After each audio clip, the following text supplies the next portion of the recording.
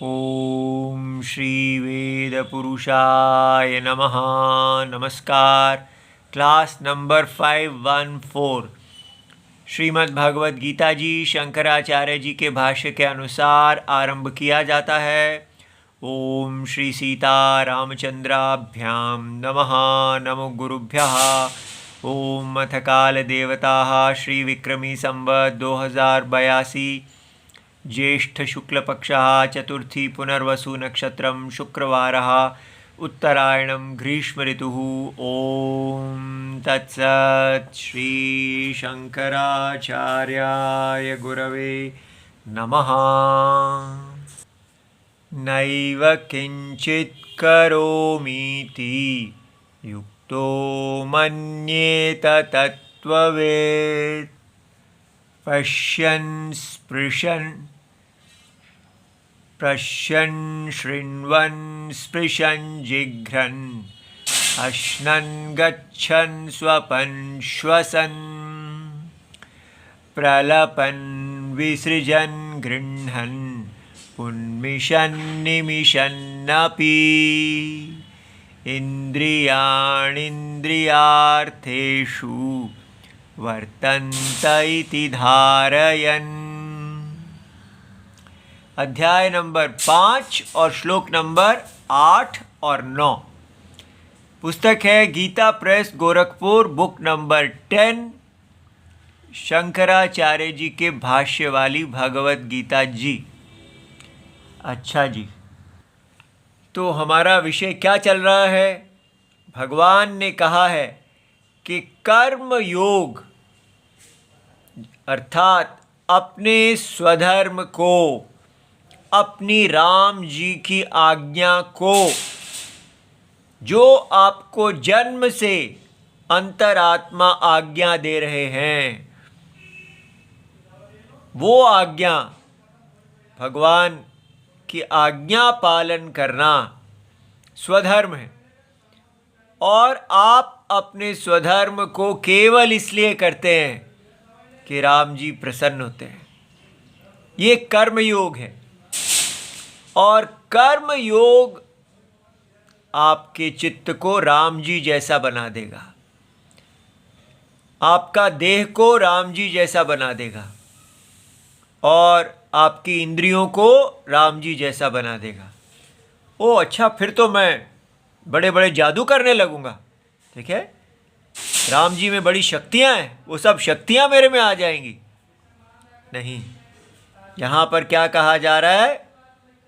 राम जी का चित्त आत्मा जैसा है, वो आत्मा है, उनका चित्त शुद्ध है।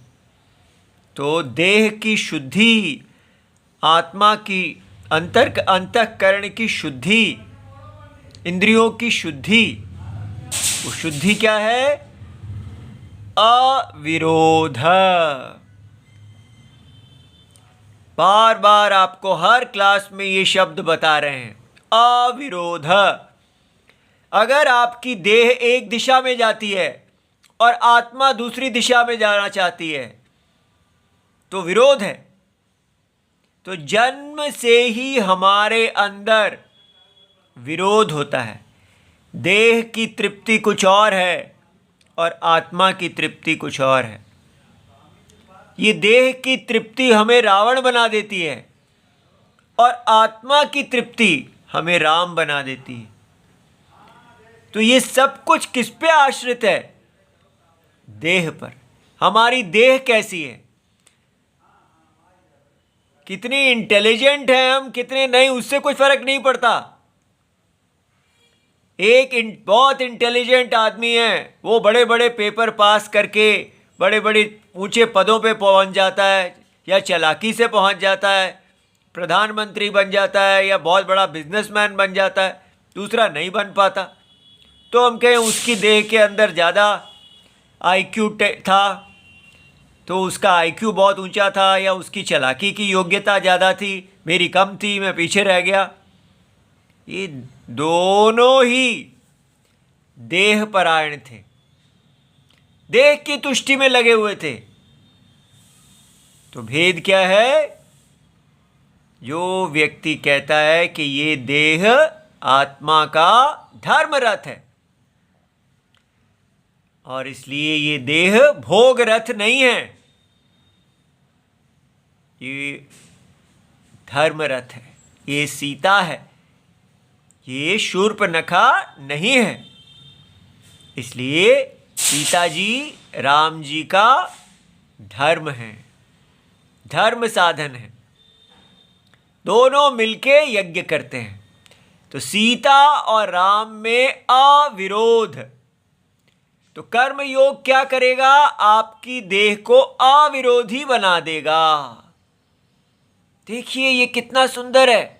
No friction, no resistance.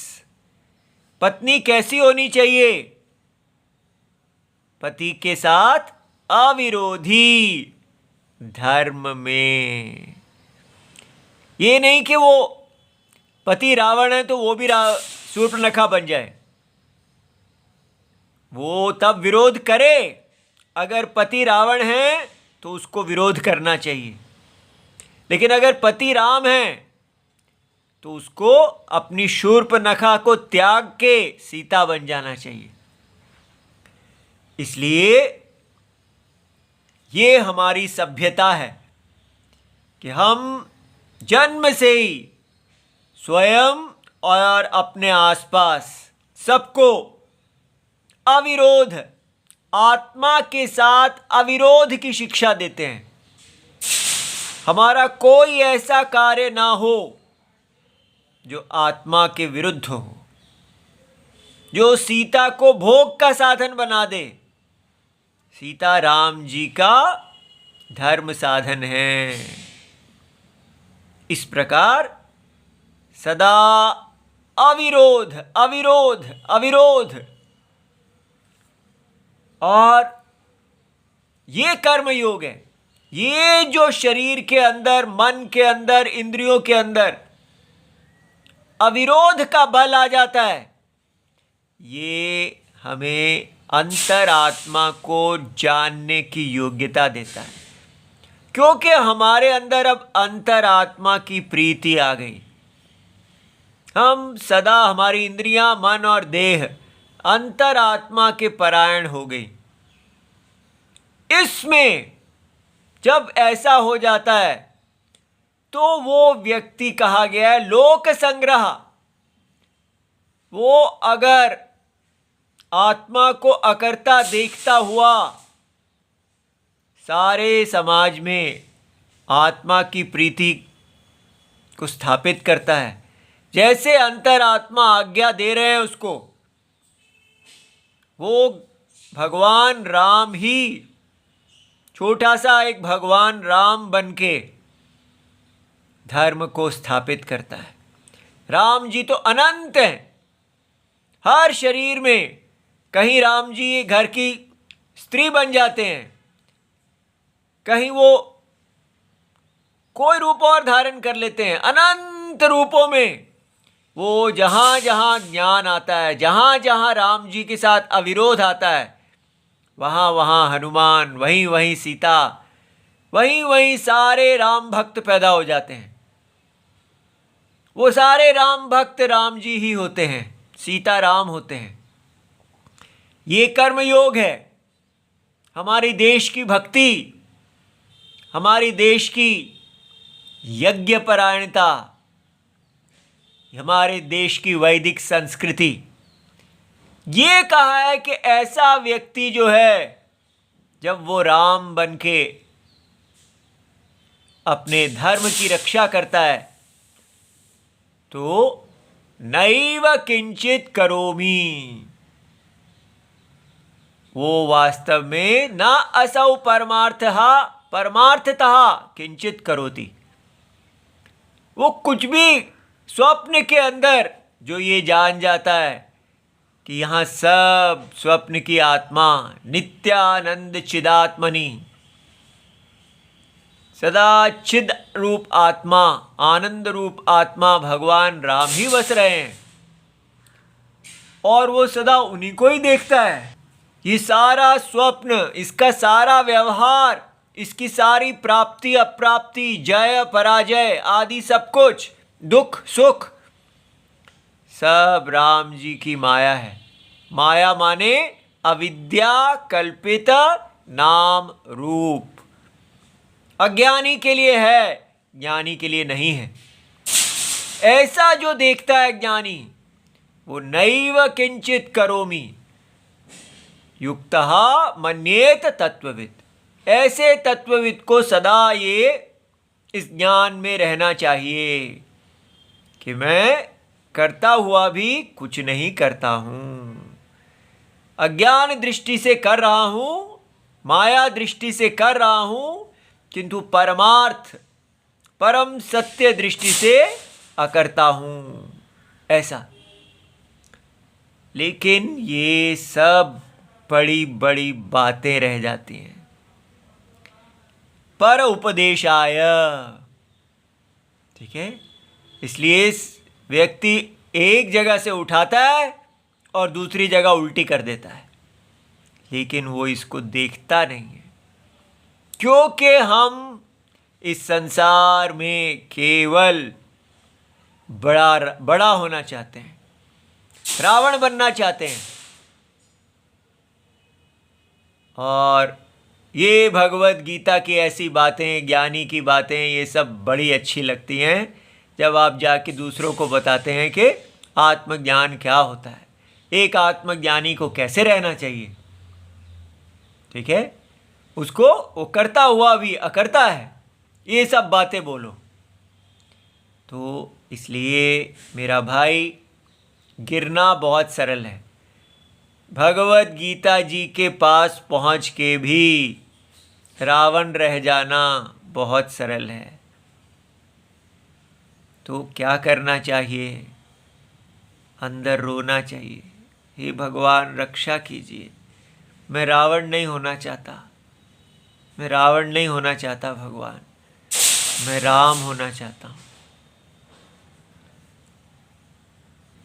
देखिए, हमारे देश में कहा जा रहा है कि राष्ट्रवाद, हम राष्ट्रवादी हैं, राष्ट्र एव परम, और कहा जा रहा है यही हमारी हिंदू संस्कृति है। लेकिन रावण भी तो राष्ट्रवादी था। रावण अपनी लंका को सबसे ऊंचा, सबसे अमीर, वर्ल्ड की सबसे रिचेस्ट इकोनॉमी बनाना चाहता था। आप उसके अशोक वन की सारी देखिए, वो कैसा था, कितना धन वहाँ पर था। उसने एक ऐसा अशोक वन बनाया जहाँ शोक होगा ही नहीं, जहाँ कोई शोक नहीं होना चाहिए। उस वन के अंदर हर चीज में रत्न जड़े हुए थे, प्राकृतिक सौंदर्य, हर चीज, धन ही धन था वहां पर। रावण सोचता था कि वहां शोक हो ही नहीं सकता, और उसने सीता जी को उस अशोक वाटिका में रखा कि सीता जी उससे मोहित हो जाएंगी, वो राम को भूल जाएंगी। लेकिन सीता जी को वो अशोक वाटिका नहीं, शोक वाटिका लगी, क्योंकि वहां सब पैसा ही पैसा था, काम की पूर्ति के लिए सब कुछ था, लेकिन राम नहीं थे। तो क्या हम अपने भारत को, जैसे रावण अपनी लंका को वर्ल्ड इकोनॉमी नंबर 1 बनाना चाहता था, क्या हम अपने भारत को भी वर्ल्ड वही बनाना चाहते हैं? हम राष्ट्रवादी रावण था, सारे देश राष्ट्रवादी हैं, तो हम कहते हैं नहीं नहीं, हमारा राष्ट्रवाद सांस्कृतिक राष्ट्रवाद है। अच्छा, वो क्या होता है?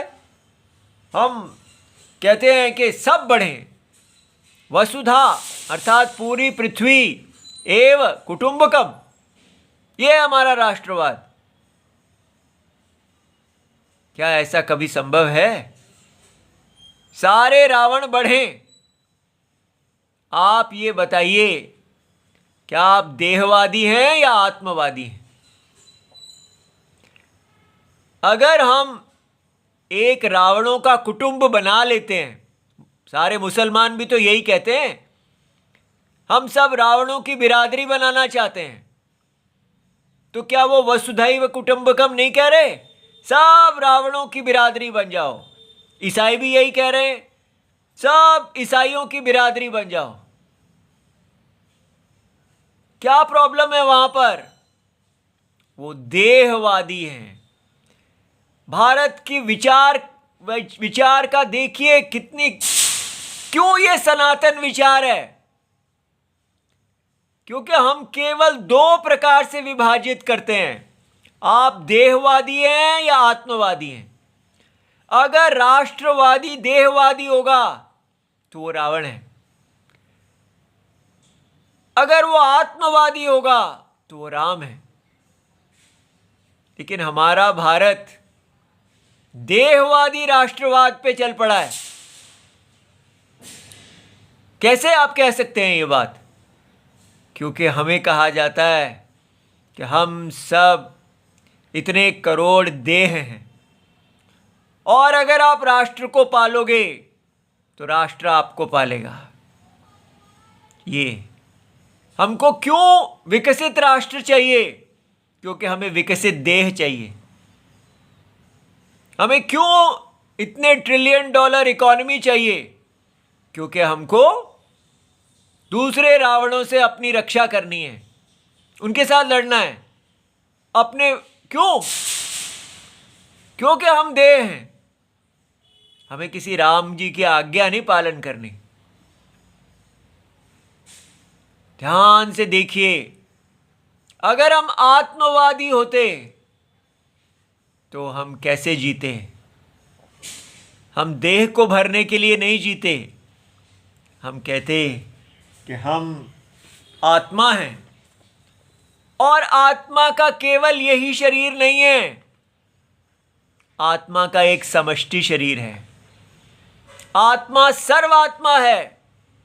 आत्मा सहस्राक्ष सहस्रपाद पुरुष सूक्तम के द्वारा बताई गई है कि ये सारा जगत आत्मा का ही अभिव्यक्ति है। इसलिए मुख्य लड़ाई किसके बीच में है? हिंदू मुसलमान में नहीं है। मुख्य लड़ाई है देहवादी, जो अपने आप को देह समझता है उसका, और आत्मवादी में विरोध है, अविरोध। देहवादी केवल देह को भरेगा, आत्मवादी देह को आत्मा का साधन समझेगा। देहवादी, आत्मावादी जो होगा उसकी देह आत्मा की आज्ञा के लिए होगी। सधा हुआ घोड़ा अश्वारोही। देहवादी वो होगा जिसका घोड़ा ही घुड़सवार को अपनी पकड़ के ले जाएगा। घुड़सवार मूर्ख करके बैठा रहेगा और घोड़ा उसको जहां चाहेगा ले जाएगा। ये है मौलिक डिवीजन। देहवादी रावण है।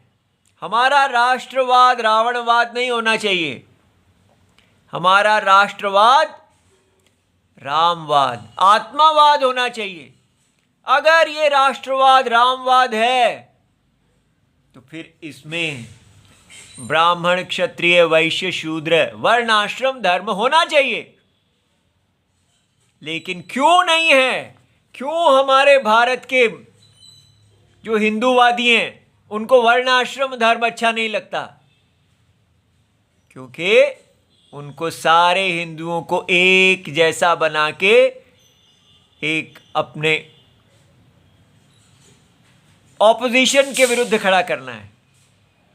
उनको, उनके पास सत्ता तभी रहेगी अगर सारे हिंदू एक ही जैसे हो जाएंगे, बटे नहीं। आत्मा उन सबको ब्राह्मण क्षत्रिय वैश्य शूद्र आदि में बांटती है ताकि उसका यज्ञ हो सके। लेकिन रावणी राष्ट्रवाद उन सबको कहता है नहीं, वर्णाश्रम जातिवाद है। आप सब बाजार में आओ। ये भारत बाजार है जहां हर एक को कुछ भी करने की स्वतंत्रता है। इसलिए जन्म से आप ब्राह्मण, क्षत्रिय, वैश्य, शूद्र या जन्म से ही आप स्त्री नहीं हो सकते। स्त्री का धर्म जन्म से निश्चित नहीं होगा, उसकी मर्जी से जो वो करना चाहेगी उससे निश्चित होगा। इसलिए हम अपने आप को कह तो रहे हैं कि हम सांस्कृतिक राष्ट्रवाद हैं, लेकिन हम अपनी संस्कृति नहीं चाहते। हम राम संस्कृति नहीं चाहते, हम रावण की राष्ट्रवाद चाहते हैं। व्यक्ति के ऊपर आधारित, सारे व्यक्ति मिल जाइए और मैं आपको भोग दूंगा। जो कम्युनिस्ट लोग करते हैं, सारे व्यक्ति मिल जाओ और आपका शत्रु है ये पूंजीवादी, उससे आपको जिता देंगे, मेरे साथ हो जाओ। सब लोग यही करते हैं कि सबको दो पालनों में डिवाइड कर देते हैं और कहते हैं वो शत्रु है और आप सारे जुड़ जाओ, तभी शत्रु को जीत सकते हो। लेकिन एक हमारी संस्कृति है वैदिक, जो आके कहती है कि आपकी देह परायणता आपको रावण बनाती है। आपका शत्रु आपका आत्म अज्ञान और मोह है। आत्म अज्ञान से निकलने वाला मोह, आपका शत्रु कोई बाहर नहीं है। आजकल बड़ा ये प्रचलन है शत्रु बोध होना, निज बोध होना। ये निज क्या है? अर्थात हम क्या हैं? हम राम हैं। लेकिन अगर राम अपने आप को देह मान लेता है तो वो रावण हो जाता है। अगर इस देह को आप भोगेंगे, ये भोग साधन हुआ, तो ये रावण हो जाएगा। काम, काम परायणता, देह परायणता। इसलिए हमको अपनी देह को शुद्ध करना है, उसके लिए कर्म योग है। लेकिन हम इस बात को हमें जानना है, इस पे विचार। ये कैसे होगा विचार? बैठिए और कहिए, अंतरात्मा गुरु शरणम, राम शरणम। हे भगवान, मेरा मन इतना चंचल है, मैं केवल भोग के अतिरिक्त कुछ नहीं सोच चाहता। हमारा पूरा भारत अपने आप को राष्ट्रवादी, सांस्कृतिक राष्ट्रवादी, हिंदूवादी कहता है। लेकिन हम हर हिंदू अपने बच्चे को क्या कहता है? बेटा तूने आईएएस ऑफिसर बनना है, तूने इंजीनियर बनना है, डॉक्टर बनना है, सिविल सीए बनना है, ये बनना है, वो बनना है। लेकिन कोई ये नहीं कहता बेटा तूने सीताराम बनना है। सीताराम बनो। ये जन्म हमें सीताराम बना सकता है। कहाँ सीताराम और कहाँ आईएएस ऑफिसर? बताइए, कोई तुलना है? अरे सीताराम तो में क्या रखा है, बेकार है। आईएएस ऑफिसर बनेंगे, एक बड़ी गाड़ी में बैठेंगे, कुं कुं कुं करता सायरन बजेगा, जहाँ जाएंगे वहाँ सैल्यूट मिलेंगे और बड़े बड़े लोगों के साथ घूमेंगे, नमस्कार करेंगे, दो मिलाएंगे उनके सामने जो बहुत बड़े हैं। ठीक है, तो क्या बनना चाहते हैं? हमारी इच्छाएं कितनी छोटी हैं। इस स्वप्न के अंदर बस यहीं घूम रहे हैं। यही हमारा राष्ट्रवाद है। आईएएसवाद, कैरियरवाद, अपना कारोबारवाद, बाजारवाद, रावणवाद। हम यहां आ ही नहीं पा रहे, हम देख ही नहीं पा रहे कि ये बाजारी रावण राष्ट्रवाद सीता और राम में विरोध पैदा कर रहा है। अविरोध नहीं, घर का हमारा मौलिक धर्म का स्थान हमारा गृहस्थ आश्रम है। उसी में ही कहा जा रहा है सीता को कि तुम्हारा शत्रु राम है, तुम्हारे पति तुम्हारे शत्रु हैं, तुम्हारा परिवार तुम्हारा शत्रु है, ये तुमको बढ़ने नहीं देता, ये तुम्हारे सपने पूरे नहीं करने दे रहा। ये तुमको चूल्हा चौका में ठोक रहा है, ये तुमको कह रहा है घर का काम करो, तुम बनियो राष्ट्र के लिए। जैसे कम्युनिस्ट कहते हैं तुम बनियो रेवोल्यूशन के लिए, हम वहां पर वो परिवार को तोड़ के रेवोल्यूशन में ले जाते हैं। बुद्धिस्ट लोग ने क्या किया, वर्ण आश्रम को तोड़ा और मठों में ले गए। सब लोग वर्ण आश्रम धर्म को तोड़ के अपने अपने स्वार्थ में ले जाते हैं। आजकल के गुरुजी लोग क्या कर रहे हैं, वर्ण आश्रम धर्म को तोड़ते हैं और अपने मठों में ले जाते हैं, सन्यासी बनाते हैं या कम्यून बनाते हैं। क्या आप सब हमारे परिवार के हिस्से हो जाओगे, बृहद परिवार, और घर का परिवार सब नष्ट। वहां सीता और राम में लड़ाई, लवकुश और सीताराम में लड़ाई। आजकल के लवकुश राम और सीता को अपना सब कुछ नहीं मानते। क्यों? क्योंकि ये राष्ट्रवाद सिखा रहा है, एम्पावरमेंट। सब लोग जब बाजार में अपने अपने सपने पूरे करने के लिए उतरेंगे तो वही एम्पावरमेंट है, शक्तिकरण। हम अपने सनातन धर्म जो आत्मवाद है कि आत्मा और आत्मा की देह, पति आत्मा तो पत्नी देह, माता पिता आत्मा तो बच्चे देह, बड़ा भाई आत्मा तो छोटा भाई देह। अविरोध, अविरोध की संस्कृति छोड़ के हमने सर्वत्र विरोध की संस्कृति पैदा कर दी है। हर एक व्यक्ति की दूसरे के साथ विरोध। कौन किसके साथ रहेगा? केवल दो स्वार्थी लोग ही कहेंगे चलो हम मिल जाते हैं। दो स्वार्थी लोग पति पत्नी कुछ देर के लिए इकट्ठे रहेंगे और फिर स्वार्थ के लिए एक दूसरे को काट देंगे। लेकिन हम इतने मोहित हैं कि इस विनाशकारी राष्ट्रवाद को देख नहीं पा रहे। तो फिर और बचा क्या है? Ruling party. तो दूसरी पार्टी के पास क्या है? वो तो कम्युनिस्ट इत्यादि है, वो तो और ही नालायक है। ये वाला राष्ट्रवाद भी तो है हमारे पास, आत्मवादी राष्ट्रवाद, रामवादी राष्ट्रवाद। इसके लिए किसी को आपको अपने साथ नहीं जोड़ना, आपको राम जी के साथ जुड़ना है। राम जी तो सदा उपलब्ध हैं, इसके लिए कोई परिस्थिति नहीं चाहिए। बस अंतरात्मा की शरण लेना, हे राम जी मेरी रक्षा कीजिए। किससे हम शरण ले रहे हैं? जो जगत की आत्मा है, जो जगत का गुरु है। ऐसा व्यक्ति जो है वो भगवान राम जी की शरण लेके राम जी से अविरोध ऐसे जियो कि आपका राम जी से विरोध ना हो, राम जी से समरसता हो, अंतरात्मा से प्यार हो।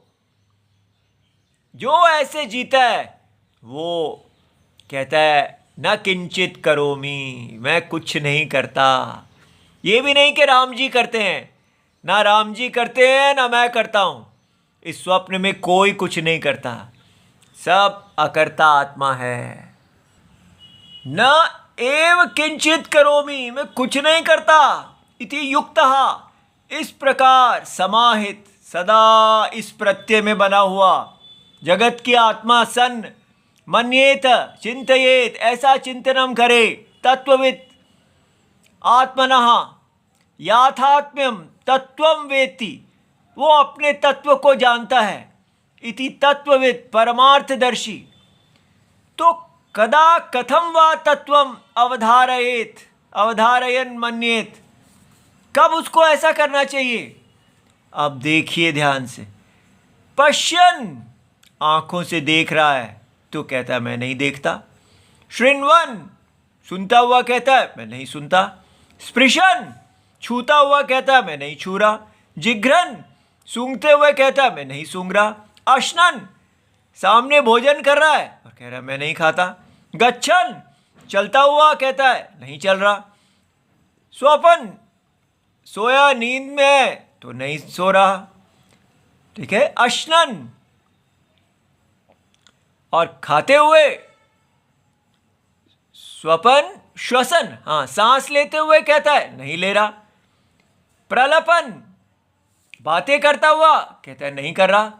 विसर्जन, मल त्याग मूत्र त्याग आदि नहीं कर रहा। गृह्णन, किसी चीज को पकड़ते हुए नहीं पकड़ रहा। उन्मिशन, इतना तो कर रहा होगा, आंखें झपका रहा है तो कहता है नहीं। निमिशन, खोल रहा है तो नहीं कर रहा हूं।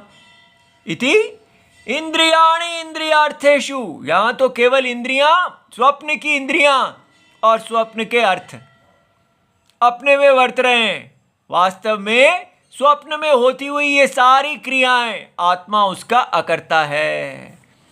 तो वर्तन्ते इति धारयन्, ऐसा जानता हुआ। देखिए हमारी भगवत गीता, हमारी संस्कृति कितनी ऊंची है और हमने उसको क्या बाजारू माल बना दिया है। इस प्रकार ना करें, अपने अंदर दुख को देखें। इस संसार में कितना दुख है, एक भगवत गीता ही है जो हमें बचा लेगी, उसको भी बेच बेच के हम क्या कर रहे हैं। ओम नमो भगवते वासुदेवाय, प्रणाम।